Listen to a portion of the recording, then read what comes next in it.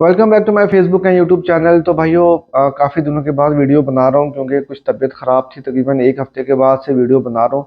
और आज की जो वीडियो है उसमें हम लोग कवर करेंगे पाकिस्तान वर्सेस जॉर्डन का जो गेम हुआ है वर्ल्ड कप क्वालिफाइंग के लिए। उसके ऊपर हम बात करेंगे। और देखें, 3-0 से पाकिस्तान ये गेम हार गया। ऑब्वियसली जॉर्डन फेवरेट था इस गेम को जीतने के लिए। और मेरे ख्याल में पाकिस्तान ने बहुत ही डिसेंट परफॉर्मेंस दी है। अब मैंने ये बात सऊदी अरेबिया की गेम के बाद भी कही थी कि पाकिस्तान जब वहां पर 4-0 से हारा था तो वहां पर भी लोगों ने और पाकिस्तानी फैंस ने बहुत ज्यादा मजाक उड़ाया था। और अभी भी मैं देख रहा हूँ कि पाकिस्तानी फैंस जो है वो काफी ज्यादा टीम को लेकर जो है ना उनका मजाक भी उड़ा रहे हैं और कह रहे हैं कि मतलब क्या परफॉर्मेंस दी है, 3-0 से आप होम के ऊपर हार गए। लेकिन यार, हमें इस चीज़ को रियलाइज़ करना चाहिए कि यार, पाकिस्तान के पास कोई इंफ्रास्ट्रक्चर नहीं है फुटबॉल को लेकर। पाकिस्तान के पास कोई लीग नहीं है। पाकिस्तान के पास कुछ भी नहीं है, कोई बेसिक चीज़ें नहीं है।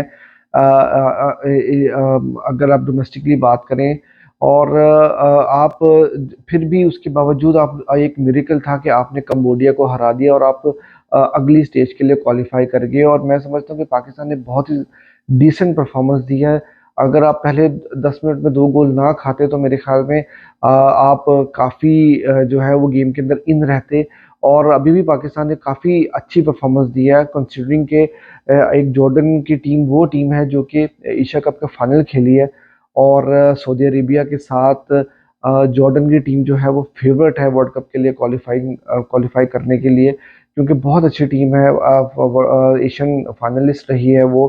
तो उनके अगेंस्ट आप ऐसी परफॉर्मेंस दे रहे हैं तो मेरे ख्याल में एक बहुत ही अच्छी बात है। आप देखें, ये चीज़ हमें रियलाइज़ करनी पड़ेगी कि 2 महीने पहले तक पाकिस्तान फुटबॉल फेडरेशन ने ये बात कही थी कि यार, हम लोग ये गेम होम के ऊपर जो है ऑर्गेनाइज नहीं कर सकते, क्योंकि जिन्ना स्टेडियम जो है वो इस गेम मतलब आज की तारीख तक जो है वो जो उसमें रेनोवेशन वर्क हो रहा है या जो भी चीज़ें हो रही थी वो कंप्लीट नहीं हो पाएंगी। लेकिन समहाउ हम लोगों ने जो है वो मैच ऑर्गेनाइज करवाया और हम लोगों ने होम गेम खेली, वरना ये गेम किसी न्यूट्रल वेन्यू के ऊपर होनी थी या जॉर्डन में होनी थी।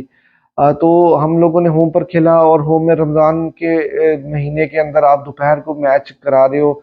मैच भी दोपहर में हो रहा है और अच्छी खासी तादाद में लोग आए हैं। लोग ये बात कर रहे हैं कि भैया, लोग जो है वो मैच देखने के लिए नहीं आए। लेकिन ये चीज़ देखनी पड़ेगी कि फीफा का एक रूल है कि आपके पास जितनी आपने जो है वो चेयर्स लगाई हुई हैं उतनी ही आप जो है वो टिकट सेल कर सकते हो। तो जितने आपके पास चेयर्स लगी हुई थी स्टेडियम में तो उतने तो लोग अवेलेबल थे वहां पर। खैर, गेम के ऊपर बात करते हैं तो देखो यार, जैसा कॉन्स्टेंटाइन ने ये बात कही थी कि यार ज़्यादा एक्सपेक्टेशन नहीं रखनी और हम वर्ल्ड कप के लिए क्वालिफाई नहीं कर रहे हैं, विच इज़ फाइन। और बिल्कुल सही ये बात कही है। देखिए, लीग आपके पास है नहीं। 2014 में लास्ट टाइम आपके पास लीग थी और उसके बाद से आप 10 साल हो चुके हैं आपके पास। आप लीग नहीं है, आप डोमेस्टिकली फुटबॉल आपकी प्रॉपरली नहीं हो रही है। आप प्लेयर्स जो है वो यूरोप से जो है जो जहाँ पर सेकंड ईयर थर्ड ईयर में खेल रहे होते हैं वहां से प्लेयर्स लेकर आते हो। और फिर उनको आप एक्सपेक्ट करते हो कि यार एक हफ्ते के अंदर 2 हफ्ते के अंदर उनको साथ रख के आप जैलिन करो, तो पॉसिबल नहीं होता। फिर दूसरी चीज़ ये है कि बहुत सारे लोग ये बात भी करते हैं कि यार पाकिस्तान जो है बहुत ज़्यादा डिफेंसिव खेलता है, पाकिस्तान जो है वो अटैकिंग नहीं खेलता। देखो यार, जब आपकी आपकी टीम जब प्रॉपर आप आपके पास स्ट्रक्चर नहीं होता और आपकी टीम जब वो एक टीम बन रही होती है तो वहां पर सबसे पहला काम होता है कि आपने अपने डिफेंस को जो है वो स्ट्रॉन्ग करना होता है। क्योंकि अगर आप डिफेंसिवली ऑर्गेनाइज रहते हो तो फिर उसके बाद आप बाकी चीज़ों पे काम करते हो, आप मिडफील्ड पे काम करते हो, आप अटैक के ऊपर काम करते हो। आपके पास 2-3 बहुत अच्छे प्लेयर्स हैं जिनको आप नहीं यूटिलाइज कर सकते, जिसमें आप वलीद की बात कर लो, हारून की बात कर लो, इमरान कियानी की बात कर लो। आप उनको साथ स्टार्ट नहीं कर सकते क्योंकि वो डिफेंसिवली आपको वो चीज़ प्रोवाइड नहीं कर पाते जो कि आपने जो आज की टीम खिलाई है उस उससे आप एक्सपेक्ट करते हो, क्योंकि आप विंग बैक्स के साथ खेल रहे होते हो ताकि वो आपको डिफेंसिवली कवर भी दें, वो आपको डिफेंसिवली जो है वो मजीद जो है वो ऑप्शंस प्रोवाइड करके दें। और यही कॉन्स्टेंटाइन की जो है वो सोच थी और मेरे ख्याल से बिल्कुल सही सोच थी। आपने डिफेंसिवली अपने आप को ऑर्गेनाइज करना था और आपने वो किया। देखो, जब तक आप 1-0 2-0 गेम के अंदर मतलब 2-0 डाउन भी रहते हो तो आपके पास फिर भी मौका होता है कि आप गेम के अंदर वापस आ सकते हो। और यही चीज़ आपने सऊदी अरेबिया के अगेंस्ट भी की थी। मेरे ख्याल से वो बड़ी अनफेयर जो है वो स्कोर लाइन रही थी वहां पर। वहां पे हम लोग through out the game away जाकर सऊदी अरेबिया में बहुत अच्छे तरीके के साथ जो है वो खेले।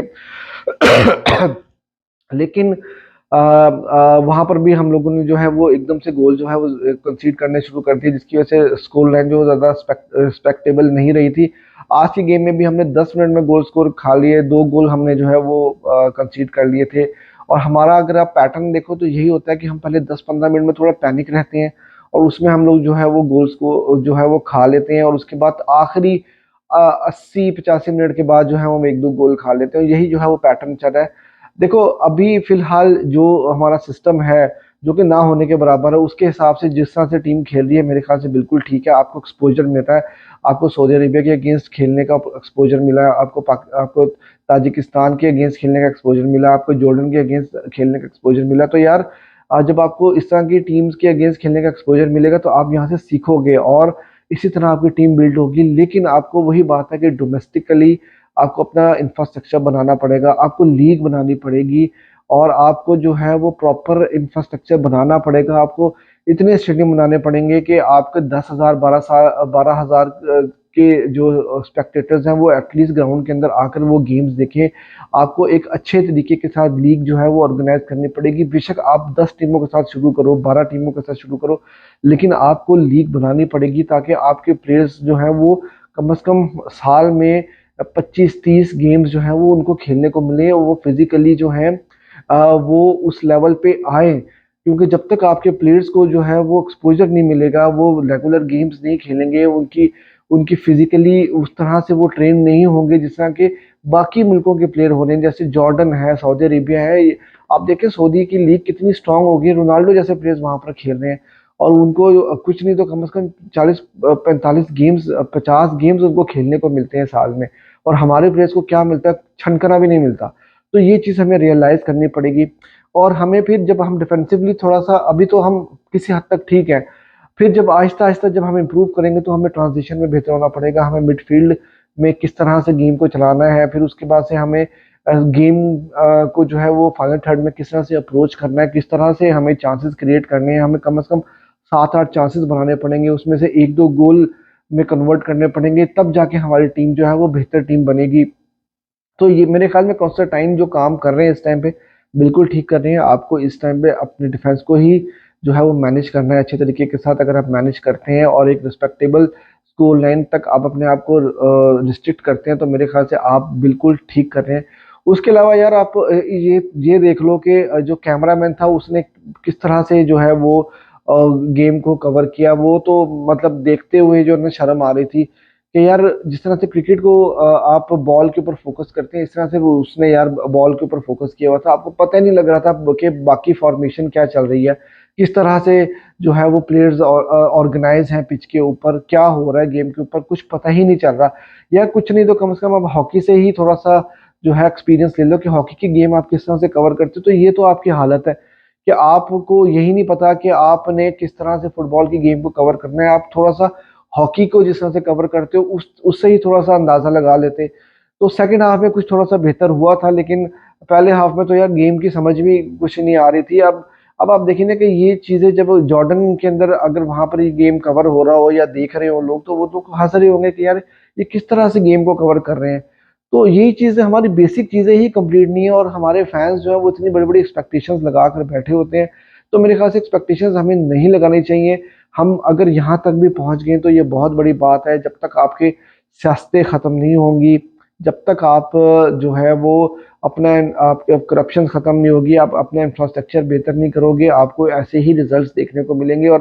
और मैं समझता हूँ कि आपको बेहतर जब तक आप अपने आप को बेहतर तब तक नहीं कर सकते हो जब तक आप अपना इंफ्रास्ट्रक्चर बेहतर नहीं करोगे, आप डोमेस्टिक लीग नहीं लेके आओगे और आप पॉलिटिक्स को बिल्कुल आउट करो और आप अपने जो फुटबॉल है उसको प्रॉपर टाइम दो, प्रॉपर उसके ऊपर पैसा लगाओ और वहां पर एक नेक नियति के साथ काम शुरू करोगे तो तभी आपको जो है वो रिजल्ट्स आने शुरू होंगे। अगर आज आप ये सारी चीजें स्टार्ट करते हो तो तब जाकर मेरे ख्याल में आपको 15-20 सालों के बाद जाकर रिजल्ट्स मिलना शुरू होंगे।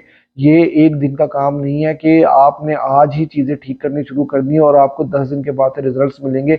ऐसा पॉसिबल नहीं होता।